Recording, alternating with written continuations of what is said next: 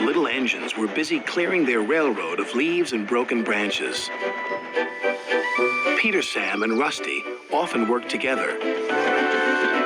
One day, Rusty helped Peter Sam to a water tower.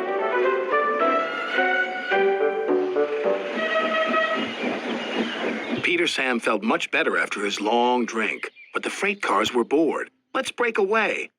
Their loads were heavy and the couplings old. One snapped.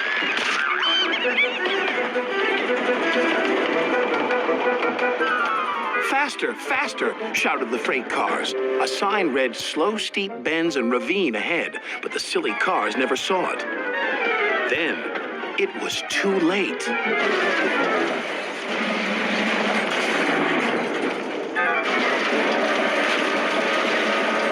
Peter Sam arrived at the scene of the disaster. His driver sighed. This was our fault. We didn't secure them properly. We'll have to get help to pull them out. Sir Topham Hatt will be very annoyed. And he was. You will work in the yards until I can trust you again. Duncan was delighted with Peter Sam's dilemma. Fancy not securing your freight cars on a hill. They'll come back to spook you and your special funnel. Woo!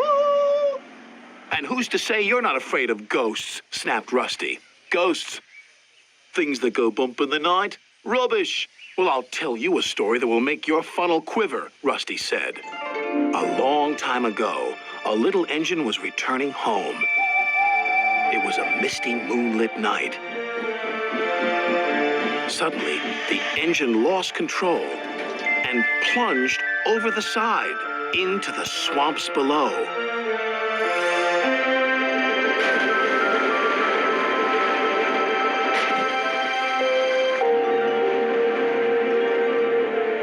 He was never found again. But many a workman will tell you that when the moon is full, they have seen the little engine trying to get home.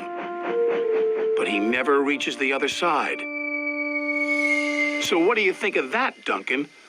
Rubbish, replied Duncan. Never mind him, Peter Sam. He'd be frightened if he really saw a ghost. This gave Peter Sam's driver an idea. Let's play a trick on Duncan.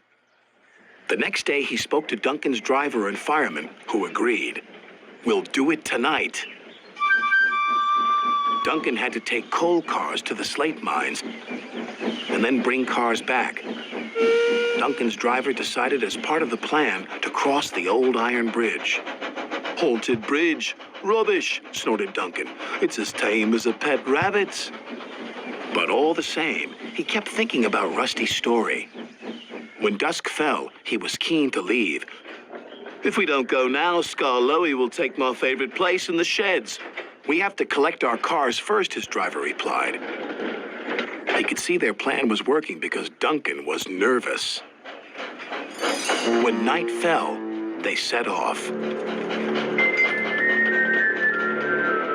The mists were rising around the old iron bridge.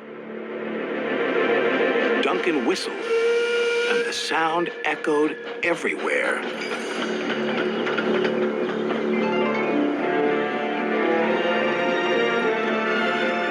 Then, ahead, he saw flickering lights. His driver knew they were only insects that shine brightly at night, but to Duncan they looked like an engine. Next, his driver secretly threw a rock from the cab into the ravine below. It's the ghost! Take me back! Take me back, please! When Duncan reached the safety of his shed, he closed his eyes tightly. Spooked, are you, Duncan? Laughed his driver. No, I'm asleep. And Duncan refused to open his eyes. He did, though, when he thought his driver wasn't looking, just to make sure that he was still